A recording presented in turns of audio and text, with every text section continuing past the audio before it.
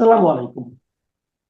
প্রিয় দর্শক, আমাদের আজকের আলোচনায় আমাদের সঙ্গে রয়েছেন অবশেষে 25শে ডিসেম্বর বাংলাদেশে ফিরতে যাচ্ছেন বিএনপির ভারপ্রাপ্ত চেয়ারম্যান তারেক রহমান। প্রশ্ন হচ্ছে, 17 বছর পর লন্ডন থেকে তার এই ফেরা কি কেবল একটি রাজনৈতিক ফেরা, নাকি এর পেছনে লুকিয়ে আছে কোনো লন্ডন রহস্য বা বড় কোনো রাজনৈতিক চিত্রনাট্য?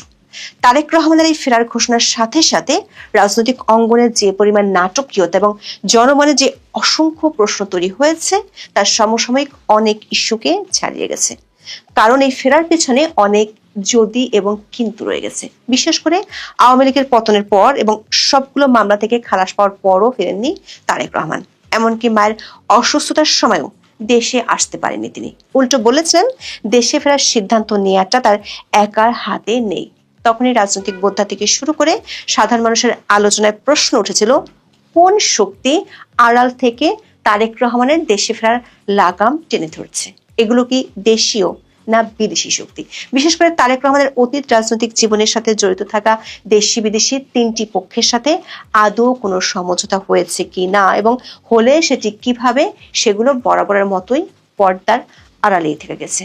এসব কারণে অনেক আলোচনা আর বিতর্কের পর শেষ পর্যন্ত এই যে তারেক রহমান ট্রাভেল পাস নিয়ে দেশে ফিরছেন, তাতে যোগ হওয়া অনেক প্রশ্ন এখনো অমীমাংসিতই রয়ে গেছে।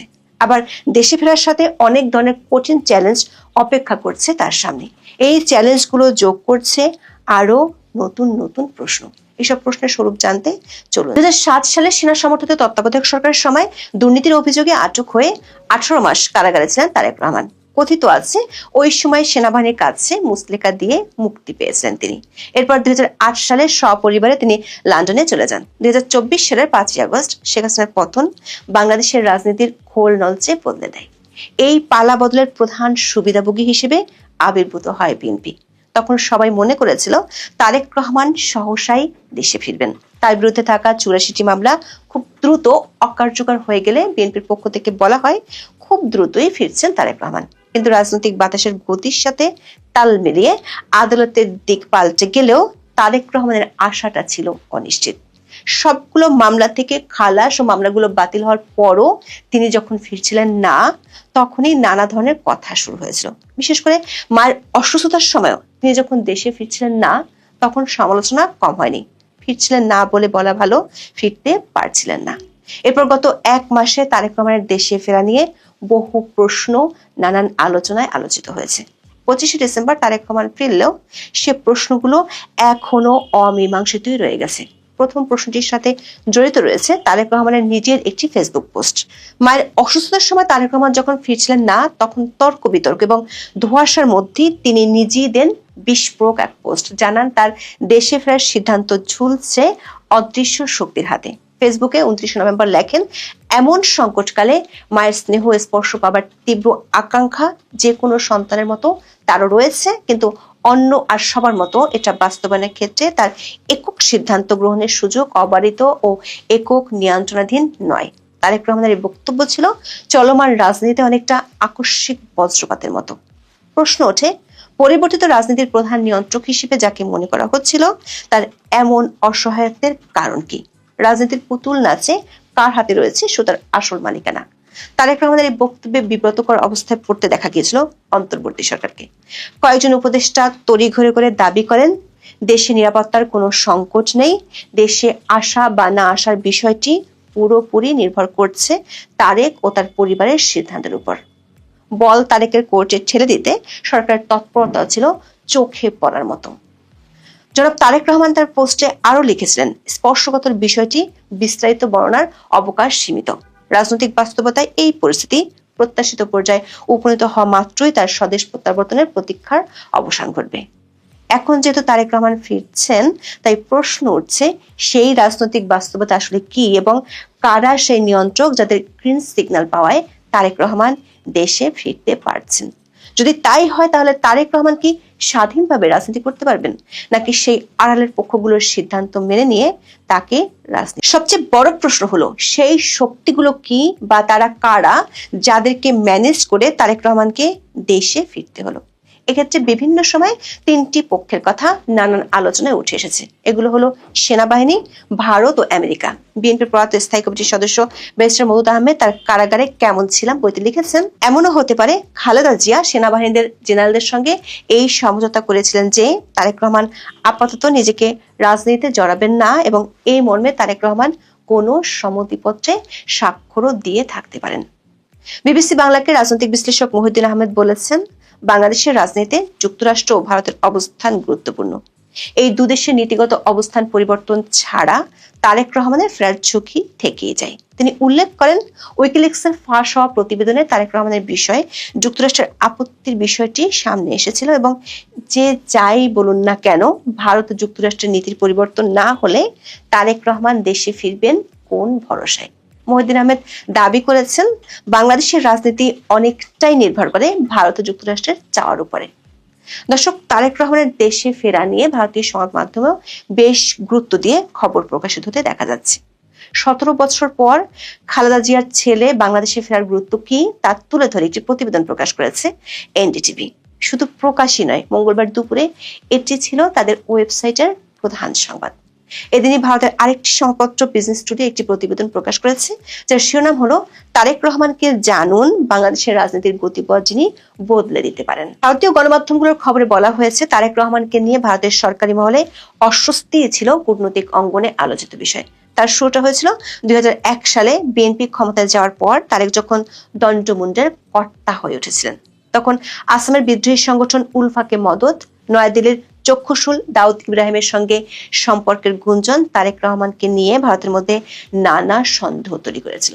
এনডিটিভির প্রতিবেদনের শুরুতেই লেখা হয়েছে, বাংলাদেশ যখন সহিংসতার এক গভীর অন্ধকারে তলিয়ে যাচ্ছে এবং উগ্র ইসলামপন্থী গোষ্ঠীগুলোর দাপট বাড়ছে, তখন আগামী ফেব্রুয়ারিতে অনুষ্ঠেয় নির্বাচনের আগে অন্যতম বড় রাজনৈতিক ঘটনা হিসেবে সামনে এসেছে বর্তমান বাংলাদেশের রাজনীতির অন্যতম গুরুত্বপূর্ণ ব্যক্তির প্রত্যাবর্তন।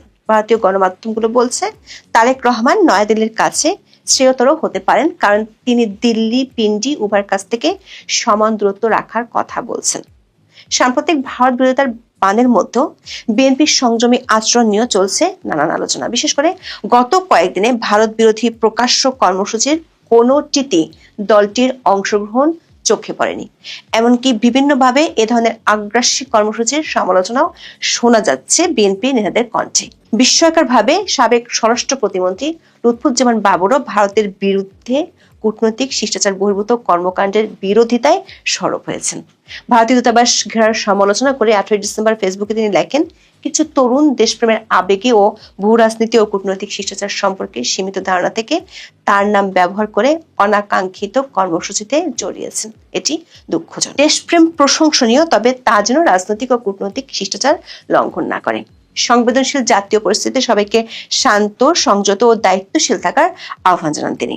সংশ্লিষ্ট সূত্রগুলো বলছে, মার্কিন যুক্তরাষ্ট্র তারেক রহমানের ব্যাপারে তাদের রিপোর্ট কার্ড নতুন করে লিখছে।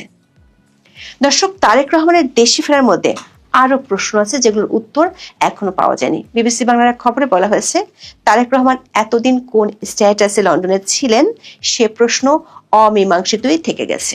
আর তিনি যে এতদিন লন্ডনে বসবাস করেছেন সেখানে তার আয় ব্যয়ের উৎস কি ছিল? বিবিসি বাংলা বলছে, এর কোনো সঠিক উত্তর এখনো নেই। আরেকটি প্রশ্ন হলো, তারেক রহমান দেশে ফিরছেন ট্রাভেল পাস নিয়ে। বিএনপির পক্ষ থেকে বলা হচ্ছে, তিনি অ্যাসাইলাম স্ট্যাটাসে যুক্তরাজ্যে ছিলেন, তার কোনো বিদেশি পাসপোর্ট নেই। যদি বিদেশি পাসপোর্ট না থাকে তাহলে ট্রাভেল পাস না নিয়ে তিনি তো বাংলাদেশি পাসপোর্ট নিতে পারতেন, সেটি তিনি নিলেন না কেন? আবার ট্রাভেল পাস নিয়ে দেশে ফেরার পর তার কি লন্ডনে ফেরার সুযোগ থাকবে? বিএনপি নেতা সালাউদ্দিন আহমেদ বিবিসি বাংলাকে বলেছেন, পলিটিক্যাল অ্যাসাইলামকে নাগরিকত্ব বা অন্য কোনো দৃষ্টিকোণ থেকে দেখা উচিত নয়। যেদিন তারেক রহমান বাংলাদেশে ট্রাভেল পাস নিয়েছেন সেদিন পলিটিক্যাল অ্যাসাইলাম শেষ হয়ে গেছে। এসব অমীমাংসিত প্রশ্নের মধ্যে দেশে ফিরছেন তারেক রহমান, তাতে দেখা দিতে পারে নতুন চ্যালেঞ্জও। দীর্ঘদিন পর দেশে ফিরে খাপ খাওয়ানোর প্রশ্ন আছে। বিশেষ করে তার নিরাপত্তার সংখ্যাটি অনেকবারই সামনে এসেছে। যদিও অন্তর্বর্তী সরকার পক্ষ থেকে বলা হচ্ছে, তারেক রহমানের নিরাপত্তার কোনো শঙ্কা নেই এবং সরকার তার সর্বোচ্চ নিরাপত্তা নিশ্চিত করবে। কিন্তু ঘর পোড়া গরু যেমন সিঁদুরে মেঘ দেখলে ভয় পায়, তেমনি বাংলাদেশের দুই প্রধান রাজনৈতিক দলের দুই পরিবারের সদস্যদের নিরাপত্তার বিষয়টি অতীতে বহুবারই শঙ্কার মুখে পড়তে দেখা গেছে। সরকার যদি সর্বোচ্চ নিরাপত্তার ব্যবস্থা করে, তাহলে যে নির্বাচনকে সামনে রেখে তারেক রহমান দেশে ফিরছেন, সে নির্বাচনে জনসংযোগ কি তিনি অবাধে করতে পারবেন? সাথে আছে 2001 থেকে 2007 সাল পর্যন্ত তারেক রহমানের বিরুদ্ধে যেসব অভিযোগ ছিল, সেগুলোর সুস্পষ্ট জবাব দিয়ে আস্থা ফেরানোর সংকট। অনেকে মনে করেন 2001 থেকে 2006 মেয়াদের বিতর্কিত হাওয়া ভবন কেন্দ্রিক দুর্নীতির অভিযোগ তা কাটিয়ে উঠে তিনি কিভাবে আধুনিক ও অন্তর্ভুক্তিমূলক রাজনীতিক হিসেবে নিজেকে প্রতিষ্ঠিত করবেন, সেটি এখন তার জন্য বড় চ্যালেঞ্জ। আছে দলের শৃঙ্খলা বজায় রাখা, জামাতকে সামলানো এবং ভারতের সাথে সেই দিল্লি নয় পিন্ডি নয় বাংলাদেশ ফার্স্ট পররাষ্ট্রনীতি বাস্তবায়ন করার চ্যালেঞ্জ। আপাতত এসব চ্যালেঞ্জ নিয়ে খুব বেশি চিন্তিত না হয়ে বিএনপি চায় তারেক রহমানের প্রত্যাবর্তনের দিনটি যেন উৎসবের রূপ নেয়। সেজন্য বিএনপি ব্যাপক প্রস্তুতি নিয়েছে। তারেক রহমানের সমর্থকদের সুবিধার্থে 10টি গুরুত্বপূর্ণ রুটে বিশেষ ট্রেন পরিচালনার জন্য রেল মন্ত্রণালয়ে আবেদন করা হয় এবং সরকার তা অনুমোদন করেছে। পাবনা, রাজশাহী, কক্সবাজার, যশোর এবং পঞ্চগড়ের মতো প্রান্তিক এলাকাগুলো থেকে নেতাকর্মীদের ঢাকায় আনতে এই বিশেষ ব্যবস্থা করা হয়েছে। যদিও এর ফলে 25 ডিসেম্বর কিছু লোকাল ট্রেন চলাচল স্থগিত থাকবে, যা সাধারণ যাত্রীদের জন্য কিছুটা ভোগান্তির কারণ হতে পারে, কিন্তু রাজনৈতিক শক্তির মহড়া দেখাতে এটি অপরিহার্য বলে মনে করছে। বিমানবন্দর থেকে তার গুলশানের বাসভবন পর্যন্ত নিরাপত্তা বলয় করে তোলা হচ্ছে। একদিকে থাকবে রাষ্ট্রীয় পুলিশ ও গোয়েন্দা বাহিনীর নজরদারি, অন্যদিকে থাকবে বিএনপির নিজস্ব চেয়ারপারসন সিকিউরিটি ফোর্স বা সিএসএফ। বিমানবন্দরে সাধারণ যাত্রীদের প্রবেশাধিকার সীমিত করা হয়েছে। বিশ্লেষকরা মনে করেন 25 ডিসেম্বর দেশে ফেরার পর থেকে নতুন পুরাতন সবগুলো চ্যালেঞ্জ একসাথেই হয়তো মোকাবেলা করতে হতে পারে তারেক রহমানকে। তারেক রহমানের ফেরাটা অনেকটা সেই মেঘ দেখে কেউ করিস নে ভয়, আড়ালে তার সূর্য হাসে কবিতার মতো। সূর্য হাসবে নাকি মেঘ আরো ঘনীভূত হবে, সেটা সময় বলবে।